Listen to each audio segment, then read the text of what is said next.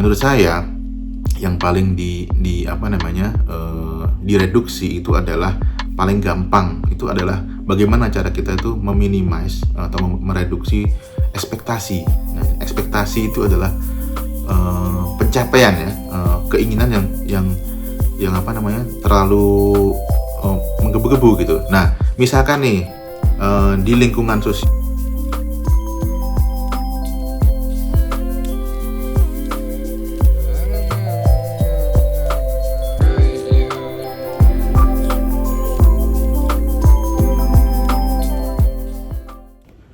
Assalamualaikum warahmatullahi wabarakatuh. Salam damai, salam sejahtera, salam bahagia, salam kebaikan. Om Swastiastu. Ketemu lagi dengan saya Yahya Fandaru di channel Sinau Urip. Baik, Sinau Urip channel yang membahas tentang kehidupan spiritual, cerita-cerita yang mungkin bisa menjadi hikmah dan mungkin bisa jadi mungkin bisa teman-teman kalau pengen bercerita juga monggo silahkan. Jadi nanti akan saya bahas. Jadi ini adalah satu wadah yang membahas cerita-cerita yang mungkin bisa menjadi inspirasi untuk semua. Ya, muluk-muluknya seperti itu. Dan ini disclaimer ya, ini bukan tentang ajaran, bukan tentang doktrin, bukan apa. Ini hanya wadah untuk kita sharing, diskusi. Yang tentunya ya ini hanya pembelajaran bersama. Baik. Jadi kali ini mungkin saya ingin membahas tentang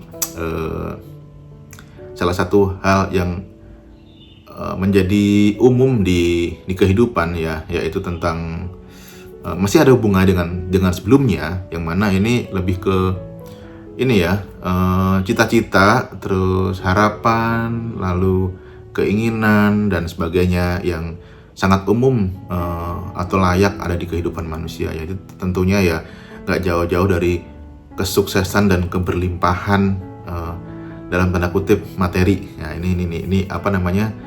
Ya, memang sih ya, kita itu sekarang memang berada di peradaban, kalau nggak salah, apa ya, Kali Yuga ya. Jadi memang peradaban yang bisa dibilang itu materialistik gitu. Jadi semua itu yang selalu berhubungan dengan ukurannya, ukuran pencapaian sukses itu selalu diukur dengan apa namanya, materialistik gitu. Seberapa banyak material atau materi yang dikumpulkan di apa peradaban Kali Yuga ini gitu, dan yang mana memang mungkin di tradisi apa namanya, hampir semua tradisi kepercayaan atau agama atau teologis itu bahwa ini tuh adalah peradaban terakhir gitu katanya, seperti itulah. Jadi ya terakhir dari sudut pandang mana gitu, kita kan belum tahu gitu ya. Mungkin nanti juga ada peradaban baru yang berbeda, mungkin peradaban tentang ukurannya mungkin bukan materi tapi mungkin tentang ilmu atau apa gitu, segala macam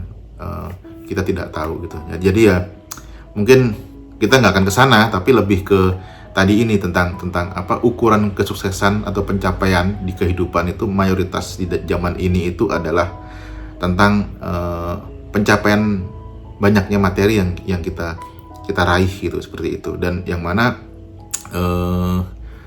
ini tuh memang dampaknya itu ya banyak sekali gitu di kehidupan itu ya, karena ada pencapaian ini tuh saling berlomba-lomba ya, artinya berkompetisi ya untuk mendapatkan satu pencapaian itu. Dan yang muncul itu impact-nya itu ya misalkan ya paling pahah itu ya perang lah misalkan gitu. Ini kan perang ini kan berebut kan, berkompetisi merebutkan suatu pengakuan gitu ya. Mungkin ya nggak cuma materi ya, ada kekuasaan, ada apa namanya, ya itu salah satunya materi juga, rebutan apa namanya, tanah, rebutan itu kan materi semua gitu. Jadi memang pengakuan tentang hak dan apa namanya, tentang materialistik lah gitu. Yang mana ini yang memang sudah berabad-abad itu menjadi satu apa namanya, pencapaian yang diperebutkan gitu loh. Jadi itu manusia itu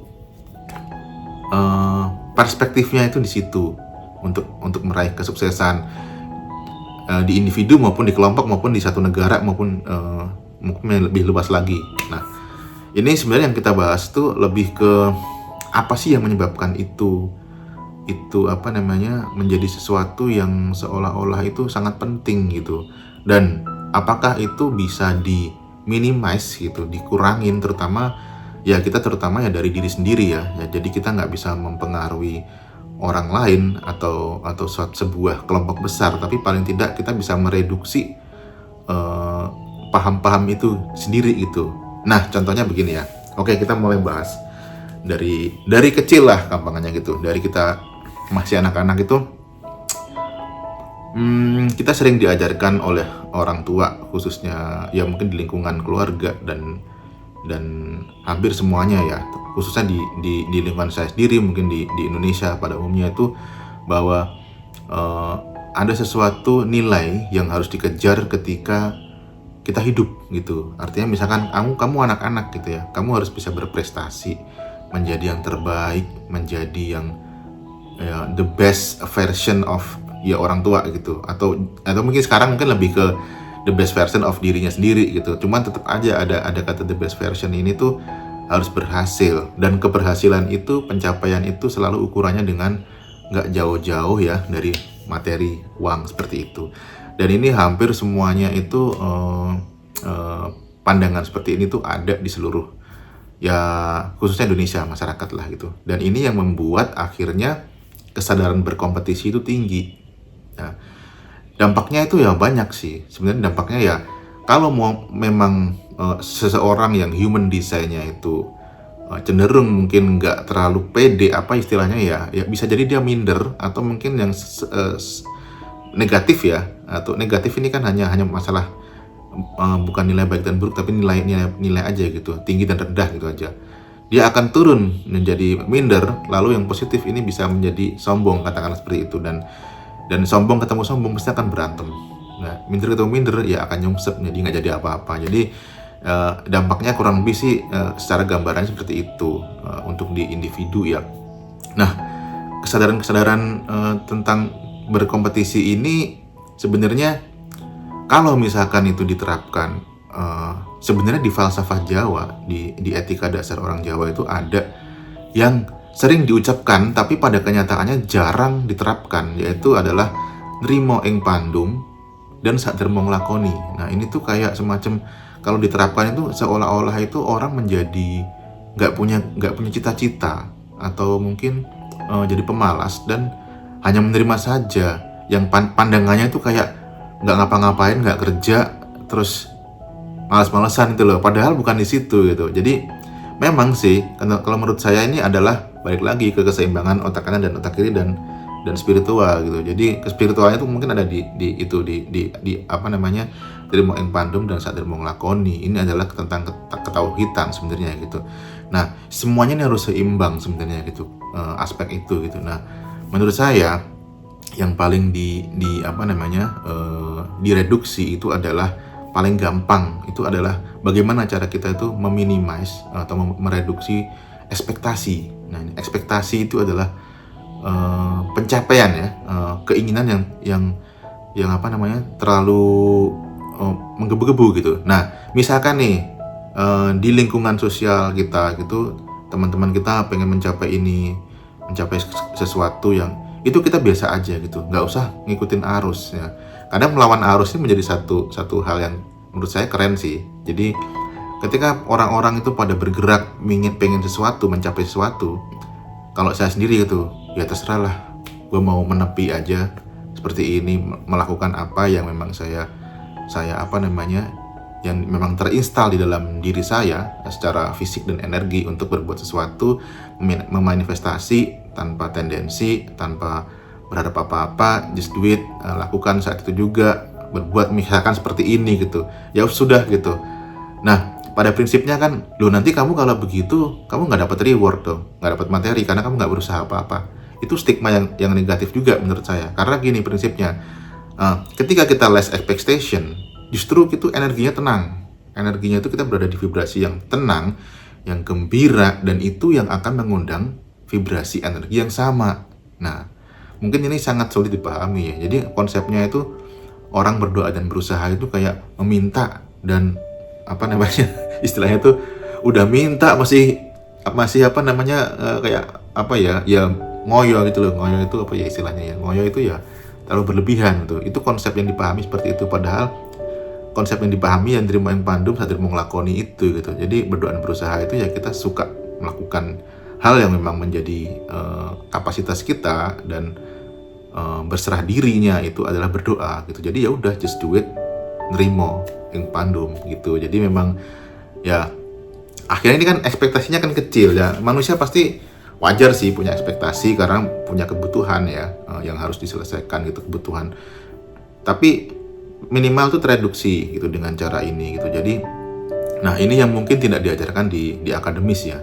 Padahal ada pendidikan agama itu mungkin sedikit yang mengajarkan tentang konsep berserah diri ini gitu, nerimo ing pandum ini gitu, karena emang pendidikan itu pada umumnya itu adalah kompetensi ya dalam artian bisa dan kompetitif gitu loh, bisa adaptatif dan kompetitif itu ya yang pada umumnya itu diajarkan, karena emang banyak orang yang banyak anak, banyak siswa mahasiswa itu harus berkompetisi, dan ini rasanya itu memang harus ada aspek tentang spiritualitas ini gitu. Jadi spiritual kecerdasan spiritual yang harus ditanamkan. Jadi untuk menghindari ya tadi itu depresi, stres, anxiety dan sebagainya gitu. Jadi memang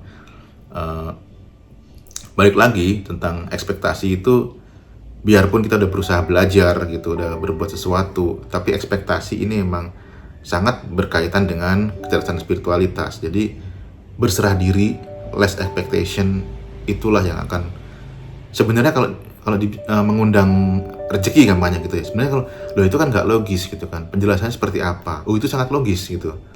Karena badan kita ini kan sebenarnya pada dasarnya kan energi. Yang ini kan materi ya, tapi kan di dalamnya ini ada energi, ada pusat-pusat energinya. Nah, ketika kita memancarkan vibrasi energi yang positif dan kita sedang memanifestasi, berbuat, mendesain, melukis atau melakukan pekerjaan, itu kan sedang manifesting ya.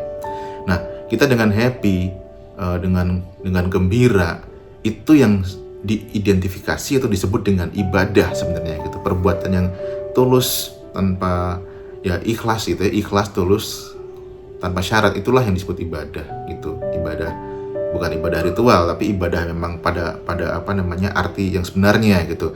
Nah, lalu ketulusan keberserah dirian itu yang memancarkan energi, itulah yang disebut berserah diri atau bertauhid sebenarnya begitu.